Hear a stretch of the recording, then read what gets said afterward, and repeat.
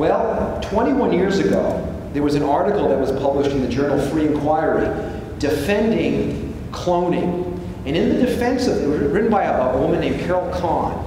She defended cloning by arguing that we could, if we wanted to, when the technology were to be invented, which is we're right here on the precipice of it. She wrote this in '89, and it was sort of speculation. You could create a clone of yourself, and then when the very early in embryonic development, actually intentionally block the neural tube so that the higher brain functions don't arise. Now remember, according to people like David Boonin and others, what makes you a person is those higher brain functions. So if you stop the neural tube from developing, you're not harming a person because no person has arisen yet. So the problem, I think, with Boonin's argument is that, and every time I've used this, I mean, people, kind of find it appalling. In fact, when I was in law school 11 years ago, I took a class in reproductive control seminar. That was actually the name of the course. You can imagine the professor's beliefs when it was called reproductive control. I mean, that tells you. Although I did get the highest grade in the class, even though I was pro-life, so I brag. She was a fair professor. But in that class, I did my seminar presentation on the cloning debate, and I used that as a counterexample. And every one of them, there were 16 students in the class. I was the only one that was pro-life. All 15 of them were absolutely appalled at this suggestion. And I raised the question. I said, yeah, but if the fetus is entitled to its brain, why is it entitled to its whole body? And if it's entitled to its whole body, that means abortion's wrong.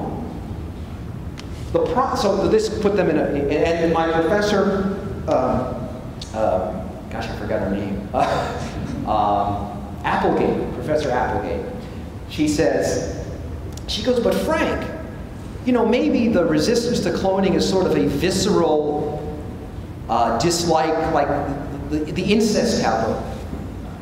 Something like that. And that was her response. It was just sort of like, people just have a visceral reaction, but they can't think of a rational argument against it. And I said, well, people thought that way about homosexuality. And I said, on this campus, we're told that we're homophobic. We hold views critical of homosexual conduct. So perhaps you just have to get over your resistance to the incest taboo, as well as your resistance to cloning brainless children.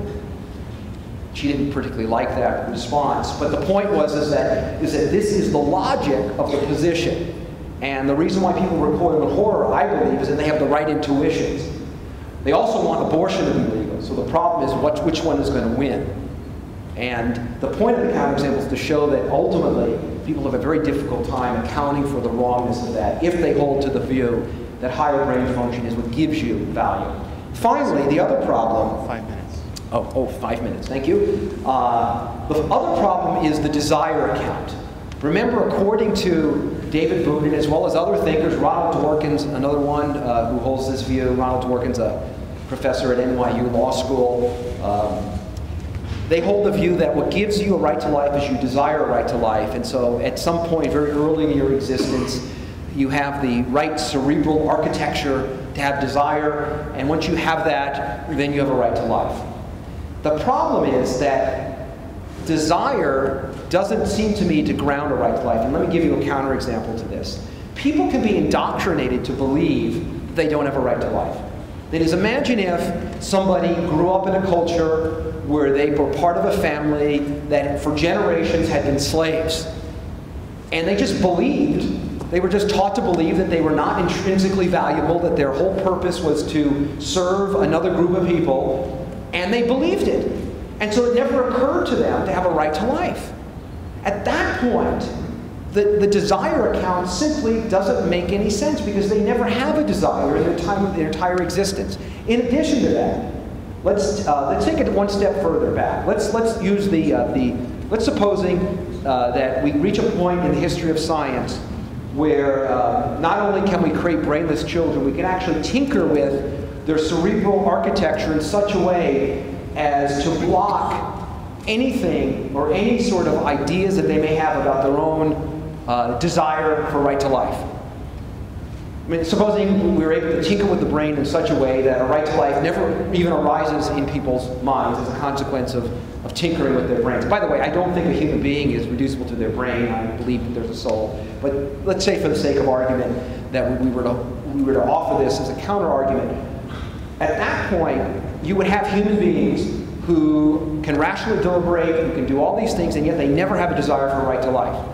The wrong done to them had nothing to do with their desire not to be wrong, but the fact that their desire was tinkered with before it arose.